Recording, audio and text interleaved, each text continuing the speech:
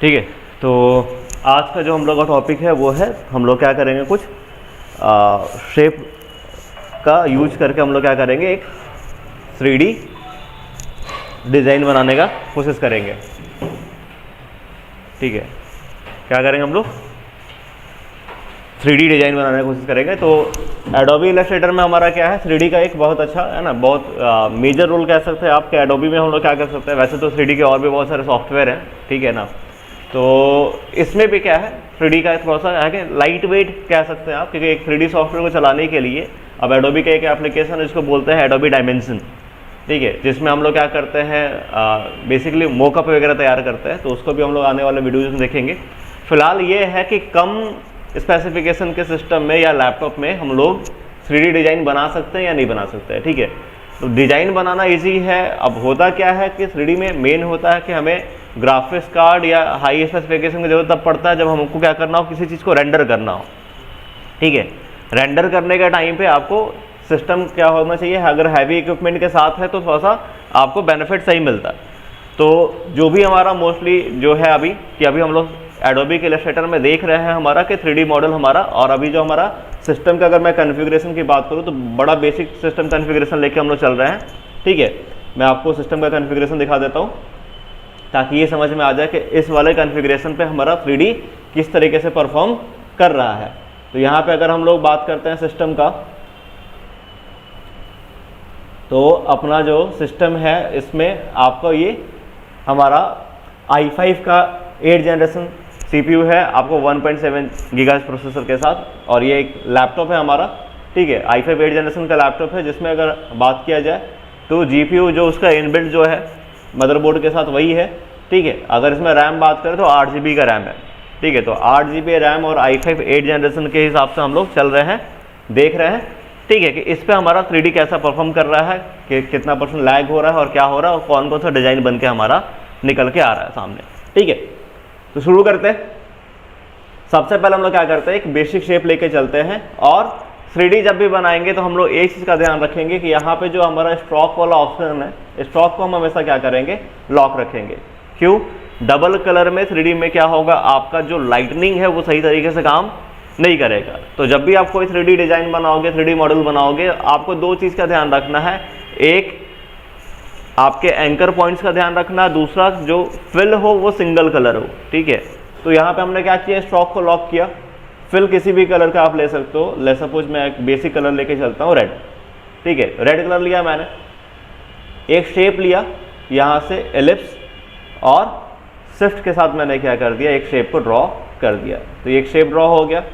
इसको मैंने क्या कर दिया, थोड़ा सा अलाइन कर दिया डॉक्यूमेंट की सेंटर है ना, हमारा जो वर्क स्पेस है उसके सेंटर में इसको हमने क्या कर दिया, अलाइन कर दिया। अब इसको हम लोग क्या करते हैं, इस पर 3D अप्लाई करते हैं कि ये जो सर्कल का शेप है वो 3D में कैसा कन्वर्ट होगा। तो यहाँ पे इफेक्ट का ऑप्शन दिख रहा है, इस इफेक्ट वाले ऑप्शन पे जाएंगे।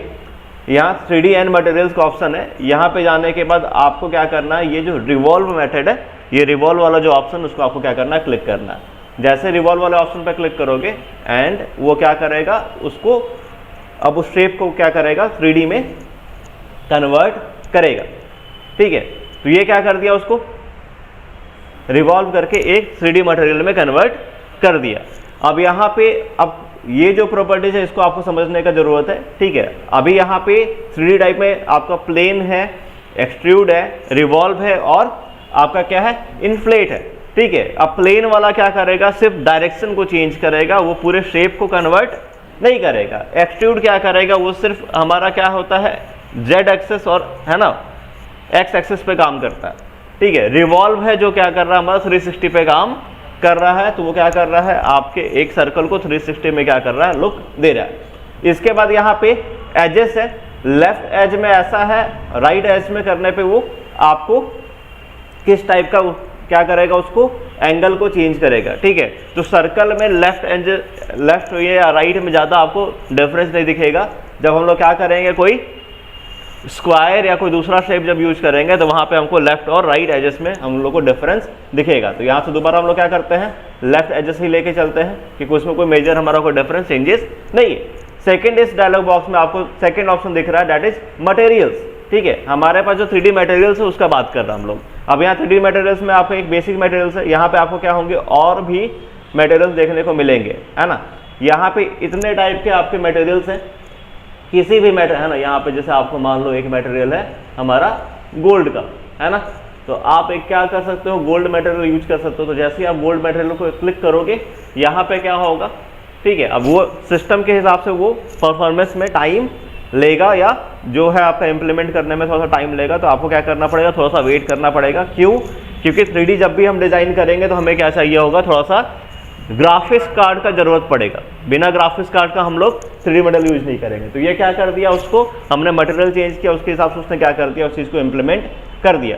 फिर यहाँ पे और भी मटेरियल्स हैं, ठीक है। तो आप यहाँ से अलग अलग टाइप के मटेरियल्स को लेकर ट्राई कर सकते हैं, किससे क्या बन रहा है आपका, ठीक है। इसमें आपके बहुत सारे एस्ट्रॉइड्स के भी मटेरियल्स हैं, कॉमेट्स के मटेरियल्स हैं, तो आप उनको यूज कर सकते हो, ठीक है। यहाँ पे एक पेंटेड वुड मटेरियल हम यूज कर रहे हैं अभी, ठीक है, किससे हमारा किस टाइप का शेप बन के बिल्ड हो रहा है। एंड देन आफ्टर हम लोग क्या करेंगे, अलग अलग शेप पे अभी क्या करेंगे, हम लोग ट्राई करेंगे, ठीक है।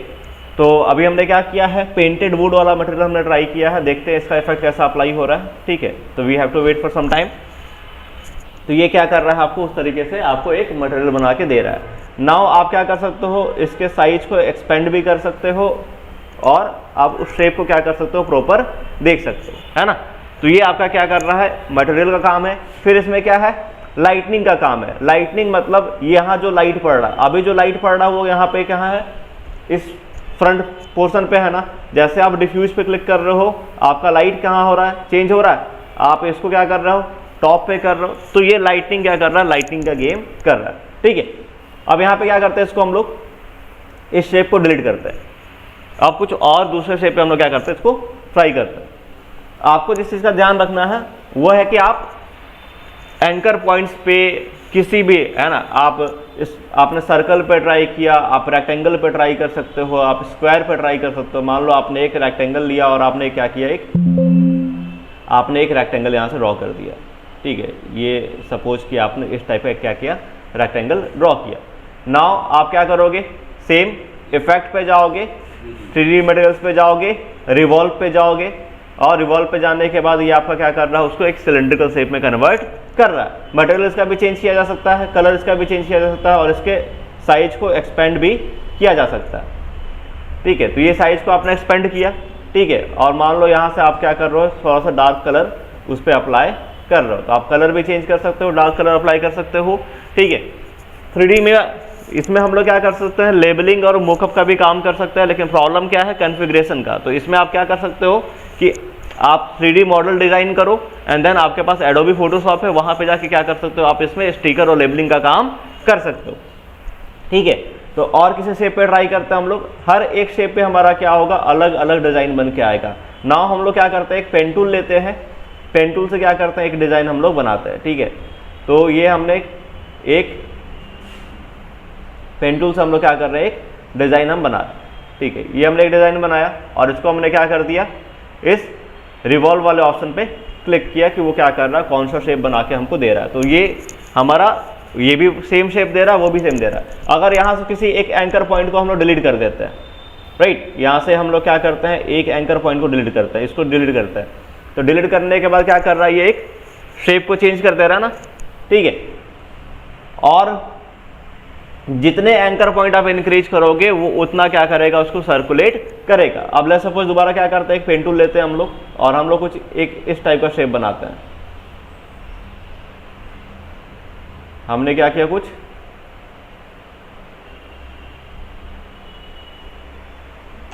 एक हमने ऐसा शेप बनाया, ठीक है, और इसको हल्का सा रोटेट करके क्या कर दिया, इसको स्ट्रेट कर दिया, ठीक है।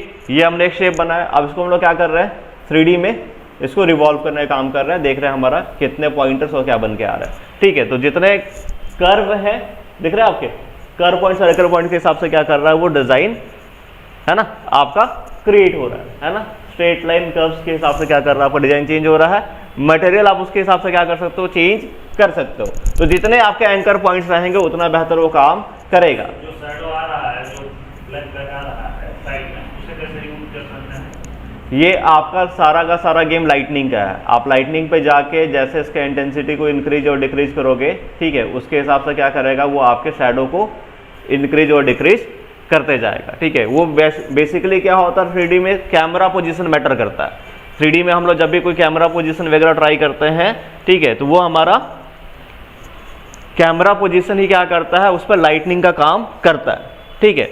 तो उस तरीके से हमारा क्या होगा, कैमरा का पोजीशन को आप रोटेट करोगे तो उसके हिसाब से क्या होगा, आपका जो रिफ्लेक्शन है वो चेंज होता चला जाएगा, ठीक है।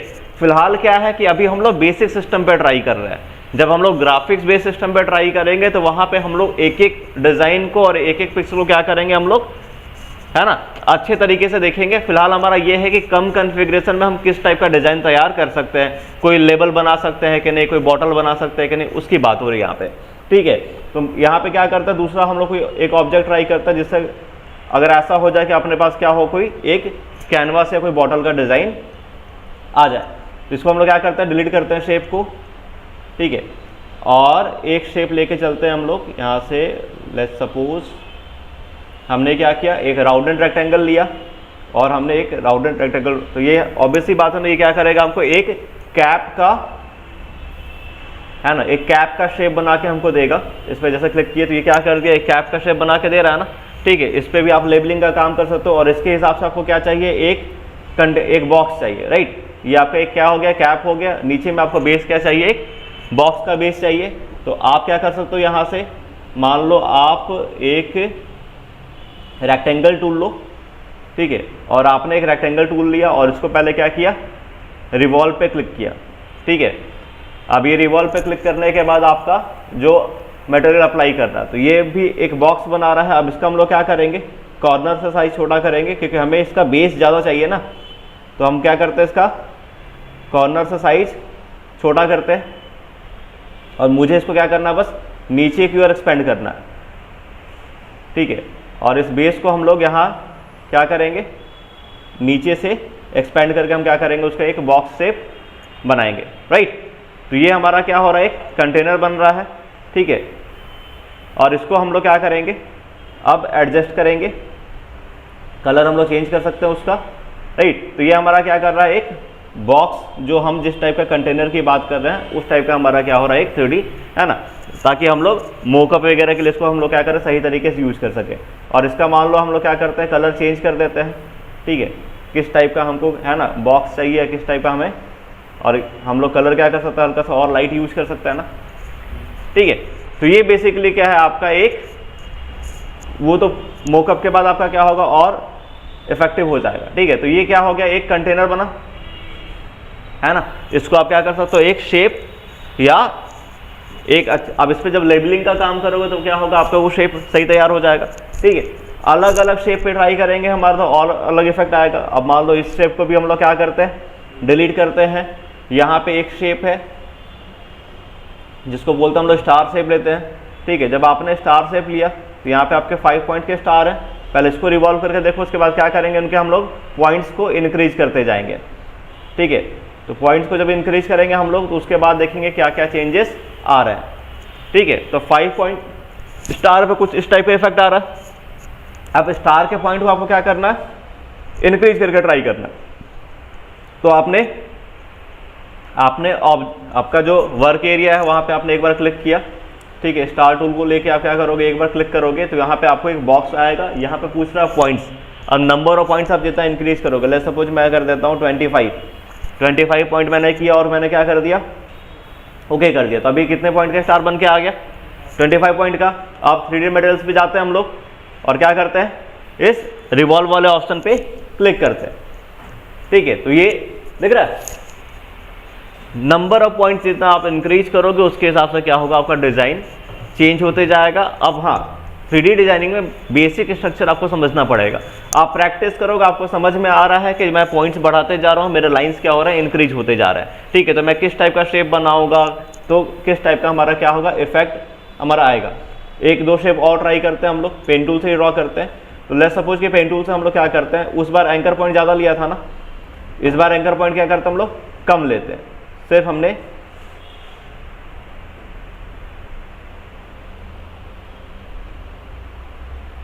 ठीक है, ये हमने क्या किया, एक शेप लिया जिसका एंकर पॉइंट में क्या है, हमारा एक पॉइंट क्या है, थोड़ा सा बाहर की ओर है। तो इसको ये रिवॉल्व करके किस टाइप का इफेक्ट दे रहा है, तो सेम इफेक्ट दे रहा है, इसमें तो कोई चेंजेस नहीं आ रहा। एंकर पॉइंट और बढ़ाओ आप,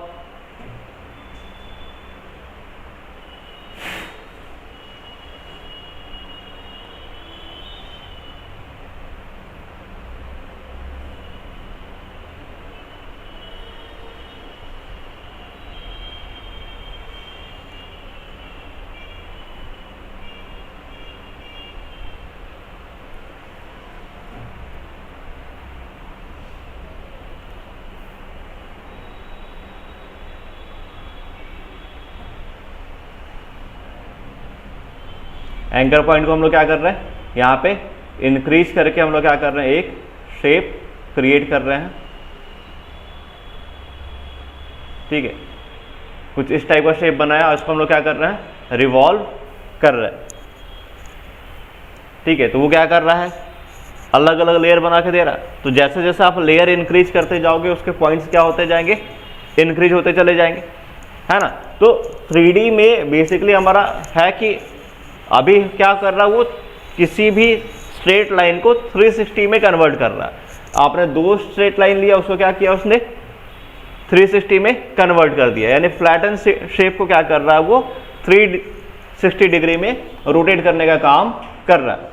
तो अलग अलग आप टूल पे, अब आपको लेट्स सपोज कि आपको क्या करना है, एक अलग अलग शेप के से क्या करना है, आपको मोकअप बनाना है। तो आपको क्या करना पड़ेगा, हाफ पोर्शन ही बनाना पड़ेगा, फुल पोर्शन मत बनाओ। आप हाफ बनाओ, वो 360 करके क्या कर देगा, एक फुल पोर्शन डिजाइन करके दे देगा।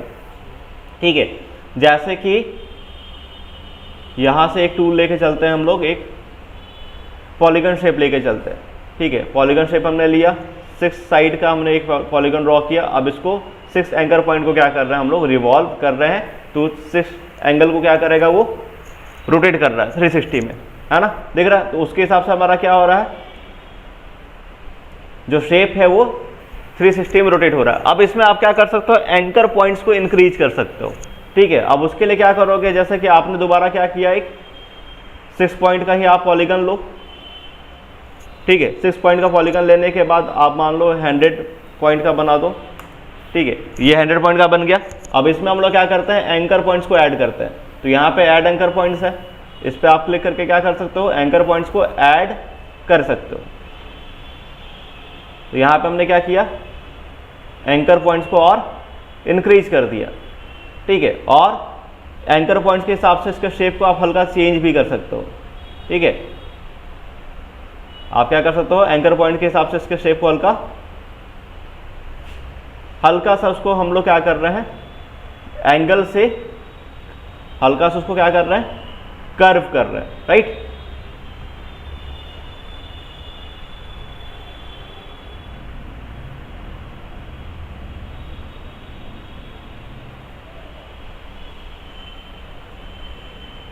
उसके एंकर पॉइंट को हम लोग क्या कर रहे हैं, हल्का सा बस कर्व कर रहे हैं। अब इसको लेके हम लोग क्या करते हैं, रिवॉल्व करते हैं। ठीक है, तो जैसे आप कर्व कर रहे हो उसके हिसाब से क्या हो रहा है, उसका शेप चेंज होते जा रहा है। तो आप अलग अलग शेप पे, बेसिक शेप पे ट्राई करोगे, बेसिक कि हमारा रेक्टेंगल से किस टाइप का शेप बन रहा है, इलेप्टिकल से किस टाइप का बन रहा है ना। उसके बाद हमारा पॉलीगन से किस टाइप का बन रहा है, स्टार से किस टाइप का बन रहा है, या फिर हम कोई ज्योमेट्रिकल शेप ट्राई कर रहे हो उसे, तो उस हिसाब से क्या कर सकते हो, आप अपना एक 3D मटेरियल और 3D बिल्डिंग वाला शेप डिज़ाइन कर सकते हो। ठीक है, तो बेसिकली क्या होता है, बॉक्स बनाते हैं हम लोग ना। तो मान लो यहाँ से हमने क्या कर लिया, 2 शेप ले लिया, एक हमने ले लिया राउंडेड रेक्टेंगल, और हमने क्या कर दिया, एक इस टाइप का बेस बना दिया। ठीक है, और इसका कलर कर दिया कि हमें ये कलर चाहिए, आपको थोड़ा सा कलर्स को आप हल्का सा, इसका ट्रांसपेरेंसी हम लोग कम रखेंगे। ठीक है, तो यहाँ पे हम लोग क्या करते हैं, विंडो पे आते हैं, यहाँ पे एक ट्रांसपेरेंट का ऑप्शन आएगा। ट्रांसपेरेंसी वाला ऑप्शन हम लोग क्या करते हैं, इनेबल करते हैं, और यहाँ पे इसका हम लोग क्या करते हैं, ओपेसिटी को हल्का सा डाउन करते हैं। ठीक है, तो हल्का सा लाइट कलर आ रहा ना। और उसके बाद हम लोग क्या कर रहे हैं, इसको एक चीज़ का ध्यान रखना हम लोग को, कि यहाँ पे हम चाहते हैं कि नीचे हमारा कर्व ना रहे, नीचे हमारा क्या रहे, फ्लैटन रहे, ऊपर में हमारा क्या रहे, कर्व रहे। तो आप डायरेक्ट सिलेक्शन टूल लो, नीचे वाला एंकर पॉइंट को सिलेक्ट करो और इसको क्या करो, पीछे की ओर खींच दो, तो नीचे वाला लाइन आपके क्या हो जाएंगे, स्ट्रेट हो जाएंगे। और ऊपर से हमारा क्या, ऊपर से थोड़ा सा आपको कर्व ज़्यादा बढ़ाना है, तो आप यहाँ से क्या करो, उसको ज़्यादा कर्व भी कर सकते हो, ठीक है। तो ये आपने क्या कर लिया, उसको एक कर्व शेप बना लिया, ठीक है। और एक हम लोग क्या करते हैं, फिर एक बेस बनाते हैं नीचे में। तो नीचे में हम लोग रेक्टेंगल टूल से क्या करते हैं, एक बेस बना लेते हैं कि ये हमारा बेस रहेगा और वो हमारा क्या रहेगा, पूरा मटेरियल रहेगा। दोनों का हमने सेलेक्ट किया और दोनों का साइज क्या किया, साथ में छोटा कर लिया, है ना। अब कैप का साइज ज़्यादा लग रहा है ना, तो इसके साइज को हम लोग क्या करेंगे, और छोटा, और इसको क्या कर लेंगे हम लोग, एडजस्ट कर लेंगे। अब इसको अलाइन हम लोग क्या कर सकते हैं, अलाइन टू की ऑब्जेक्ट कर सकते हैं ना, तो यहाँ से अलाइनमेंट का ऑप्शन लो, ठीक है। दोनों शेप को सिलेक्ट करो, दोनों को सिलेक्ट किया आपने। अब यहाँ पे क्या करेंगे, इस पे जैसे एक बार क्लिक करोगे ये क्या हो जाएगा, अलाइन टू की ऑब्जेक्ट। अब जो अलाइन करोगे तो ऊपर वाला शेप क्या होगा, इसके साथ अलाइन होगा, राइट। तो इसको हम लोग क्या करते हैं, ऊपर की ओर अलाइन करते हैं एक बार, ठीक। और एक बार क्या करते हैं हम लोग, अब रिवॉल्व पे क्लिक करते हैं, ठीक है। तो दो शेप को साथ में सिलेक्ट करके भी रिवॉल्व किया जा सकता है। अब उसके बाद क्या करना है, उसके पोजीशन को चेंज करना है। तो अब क्या करोगे, सिंगल शेप को सिलेक्ट करो, इसको सिलेक्ट किया, कंट्रोल शिफ्ट, और आपका जो एंगल ब्रैकेट है उससे क्या होगा, वो पीछे की ओर चला जाएगा। अब इसका थोड़ा सा ट्रांसपेरेंसी हम लोग क्या कर लेते हैं, बढ़ा लेते हैं,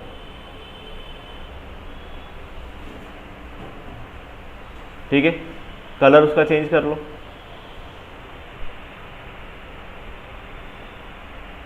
इसको सिलेक्ट करो और इसके कलर को क्या कर लो, हल्का चेंज करो, ठीक है।